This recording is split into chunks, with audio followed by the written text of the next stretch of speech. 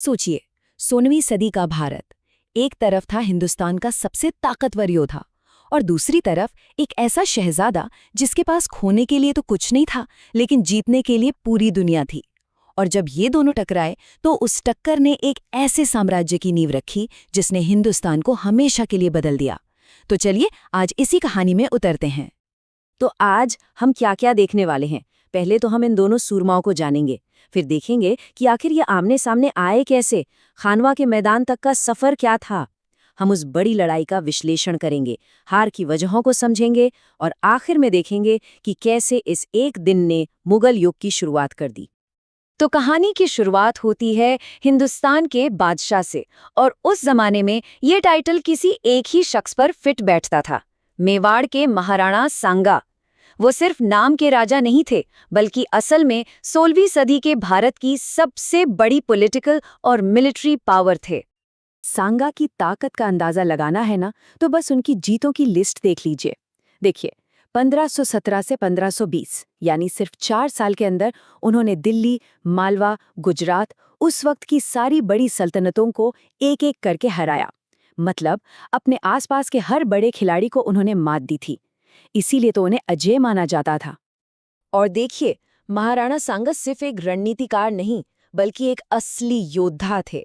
कहते हैं उनके शरीर पर 80 से ज्यादा घाव थे। सोचिए, लड़ाइयों में उनकी एक आंख चली गई, एक हाथ कट गया, एक पैर भी नहीं रहा, लेकिन उनका जज्बा वो कभी कम नहीं हुआ।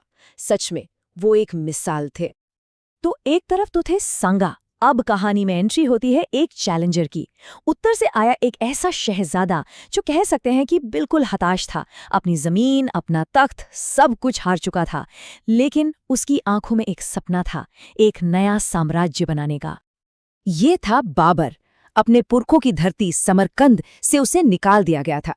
अब वो काबुल में एक छोटा मोटा राज्य चला रहा था।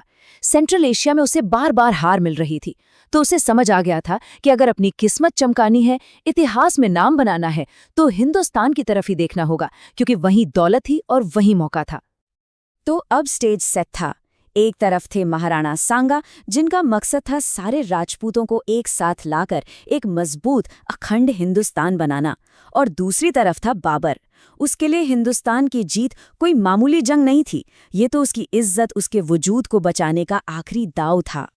अच्छा, हुआ ये कि पानीपत में बाबर ने दिल्ली सल्तनत को तो हरा दिया, लेकिन ऐसा करके उसने सीधे सीधे हिंदुस्तान के सबसे बड़े शेर यानी महाराणा सांगा के इलाके में पैर रख दिया था। तो अब टक्कर तो होनी ही थी।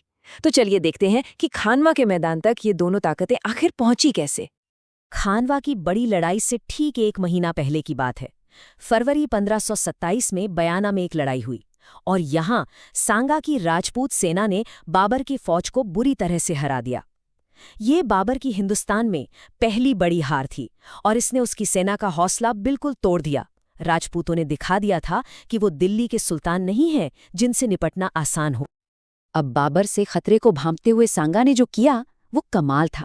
उन्होंने एक जबरदस्त गठबंधन तैयार किया।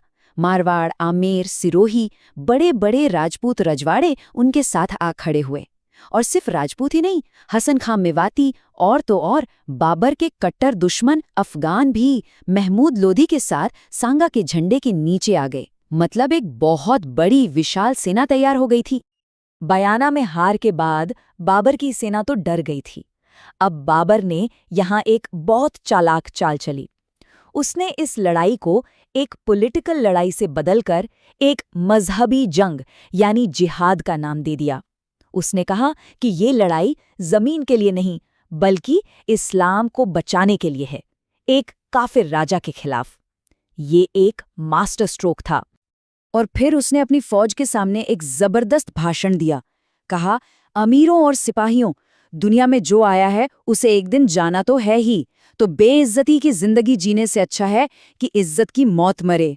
यकीन मानिए, ये सिर्फ शब्द नहीं थे, ये एक ऐसी चिंगारी थी जिसने सिपाहियों के दिल से डर को निकालकर उसे जीत के जुनून में बदल दिया। और फिर वो दिन आ ही गया। 17 मार्च 1527। जगह थी खानवा का मैदान, और दांव पर लगा था पूरे हिंदुस्तान का भविष्य। खानवा की ये लड़ाई सिर्फ 2 फौजों की टक्कर नहीं थी, ये 2 अलग अलग सोचने के तरीकों की जंग थी। एक तरफ राजपूत सेना जो अपनी भारी तादाद, हाथियों के जोरदार हमले और अपनी बेमिसाल बहादुरी के दम पर लड़ती थी, और दूसरी तरफ थी बाबर की सेना जिसके पास तोपों जैसी नई टेक्नोलॉजी थी और तुलुगमा जैसी स्मार्ट टैक्टिक जिसमें वो दुश्मन को साइड से घेर लेते थे। लड़ाई बिल्कुल जोरों पर थी और ऐसा लग रहा था कि राजपूत सेना जीत रही है, वो हावी थी। लेकिन तभी एक तीर, बस एक तीर ने पूरी कहानी बदल दी। वो तीर सीधा जाकर महाराणा सांगा को लगा और वो बेहोश हो गए। जैसे ही सेना ने अपने लीडर को गिरते देखा, बस अफरा तफरी मच गई। एक ही पल में इतिहास का रुख बदल गया। तो सवाल ये उठता है कि हिंदुस्तान का इतना बड़ा योद्धा आखिर हारा कैसे? क्या वजह थी? चलिए जरा इस हार की वजहों को टटोलते हैं। देखिए, सांगा के हार के पीछे कोई एक वजह नहीं थी, बल्कि कई चीजें एक साथ हुईं। पहली बात, उनकी सेना थी तो बहुत बड़ी, पर उसमें एक सिंगल कमांड नहीं था, सब अपनी अपनी चला रहे थे। दूसरा, बयाना में जीतने के बाद उन्होंने 1 महीने का गैप दे दिया। इस 1 महीने में बाबर ने खुद को फिर से तैयार कर लिया। तीसरा, राजपूतों की पुरानी युद्ध तकनीक बाबर की तोपों के आगे टिक नहीं पाई। और शायद सबसे बड़ी वजह, धोखा। लड़ाई के बीच में ही रायसेन के सिलधी जैसे कुछ सरदार पाला बदलकर बाबर की तरफ चले गए। तो अब बात करते हैं कि इस एक दिन की लड़ाई ने आने वाले सदियों के लिए हिंदुस्तान पर क्या असर डाला। खानवा की हार का असर बहुत गहरा और लंबा था। सबसे पहले तो नॉर्थ इंडिया में मुगल राज की नींव एकदम पक्की हो गई।